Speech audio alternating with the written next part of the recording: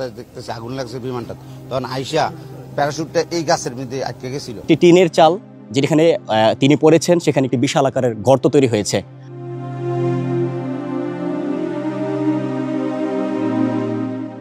Milestone ট্র্যাজেডির পর পুরো দেশ যখন শোকে পাথর, তখন গণমাধ্যমের পাতায় চলছে এক অদ্ভুত এবং হৃদয়হীন উপাখ্যান। সরকারি হিসেবে ৩১টি কোমলমতি শিশু আগুনে পুড়ে ছাই। বেসরকারি হিসেব সেই সংখ্যা যে কোথায় গিয়ে দাঁড়াবে তার কোনো ইয়াত্তা নেই। অথচ গণমাধ্যমের মূল ফোকাসের কেন্দ্র যেন হারিয়ে যাওয়া সোনামণিরা নয়, তাদের সমস্ত আগ্রহের কেন্দ্রে রয়েছেন পাইলট তৌকির। তার মৃত্যুকে ঘিরে তৈরি হচ্ছে একের পর এক রসালো প্রতিবেদন, যা দেখে প্রশ্ন জাগা স্বাভাবিক। গণমাধ্যম কি তাদের নৈতিকতা বিসর্জন দিয়ে কেবল ভিউ ব্যবসায় নেমেছে? নিউজফিডে চোখ রাখলে এক একটা চমকপ্রদ শিরোনাম। চাইলেই বাটন চেপে বেঁচে যেতে পারতেন পাইলট তৌকির, কিংবা ১ বছর আগে বিয়ে করেছিলেন লড়াকু সৈনিক। স্বামীর কবরের পাশে পাগল প্রায় তৌকিরের স্ত্রী। স্বপ্ন পূরণের দিন স্বপ্নভঙ্গ। আরও কত কত রসালো শিরোনাম। এই শিরোনামগুলো পড়তে পড়তে মনে হয় যেন কোনো সিনেমার স্ক্রিপ্ট সাজানো হচ্ছে।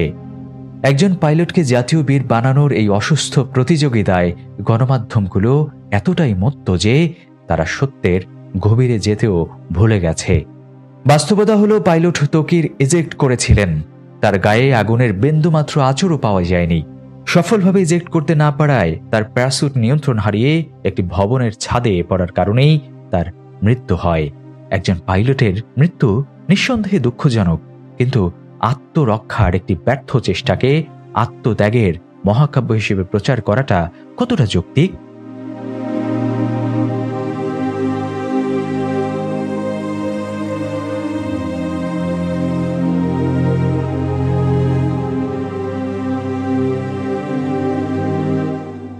সবচেয়ে বেদনাদায়ক হল গণমাধ্যমগুলোর নির্লজ্জ দ্বিচারিতা। তাদের প্রতিবেদনে এমনভাবে শোককে উপস্থাপন করা হচ্ছে যেন পাইলট তৌকিরের স্ত্রীর চোখ দিয়ে সোনার মুক্তা ঝরছে, আর নিজেদের নারী ছেঁড়া ধন হারিয়ে যে বাবা মায়েরা বিলাপ করছেন তাদের কান্না যেন শুধুই সাধারণ চোখের পানি। গণমাধ্যমের খবর দেখে মনে হচ্ছে নিজেদের কলিজার টুকরাদের হারিয়ে বাবা মায়ের যে আহাজারিগুলো যেন শুধুই অভিনয়, আর পাইলটের পরিবারের শোকই যেন একমাত্র খাঁটি শোক। একদিকে সরকারি হিসেবে ৩১টি নিষ্পাপ প্রাণের ছাই হয়ে যাওয়া, অন্যদিকে একজন পাইলটের মৃত্যু। কোনটি বেশি ভারী? গণমাধ্যমের আচরণ দেখে মনে হচ্ছে তারা সেই পরিমাপ যন্ত্র অনেক আগেই আবিষ্কার করে ফেলেছে।